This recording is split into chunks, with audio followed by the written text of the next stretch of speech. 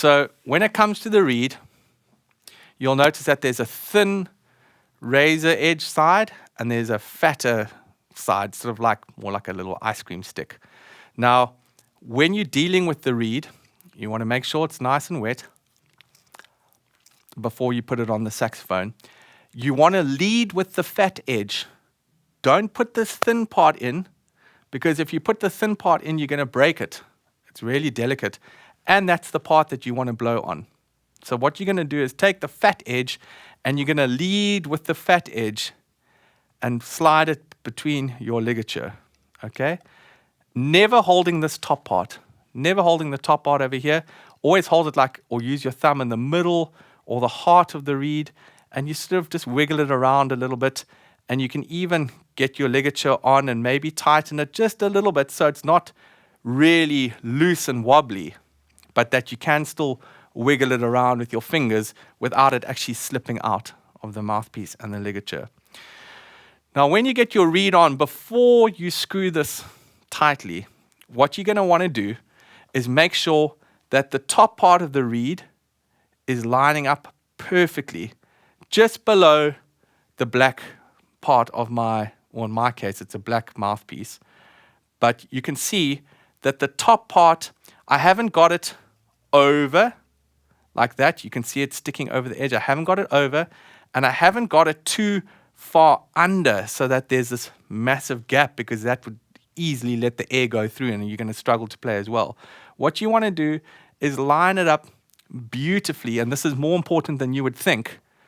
Make sure that it's really lined up. So if you press it down gently, you'll see it sort of creates like a little seal there almost. Just sits on the railing of the mouthpiece.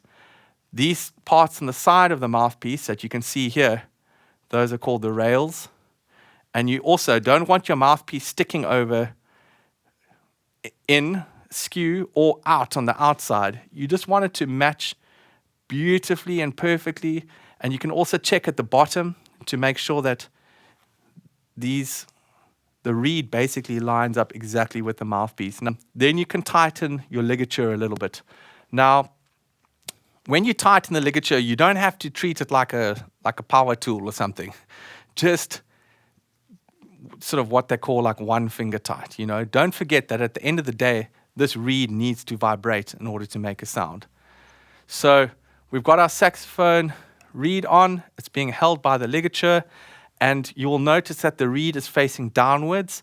I don't have the mouthpiece facing upwards, which might be a mistake that you make as a beginner, but that's going to mean your top teeth are going to hit the reed, which is not a good idea, and you obviously don't want it sideways. So you're going to have your mouthpiece so that the reed is on the bottom side, facing your hands, or if you were to play it in your mouth, it's sitting on your lip. That's really what you want. And you will hear now, remember I showed you a few minutes ago how when you blew the mouthpiece without the reed, there was no sound, whereas now if I blow with the reed, it's going to make a cracking noise. Your embouchure is something that you'll probably spend your musical life thinking about, considering, seeing what other people do and tweaking. For now, we're not going to overthink it. At the end of the day, you want the sax in your mouth and you want to blow it. So let's get to the fun part. We've got the reed being held to the mouthpiece by the ligature. We've got the mouthpiece on the neck. Now what we're going to do is we're going to take the neck and we're going to put it on the saxophone.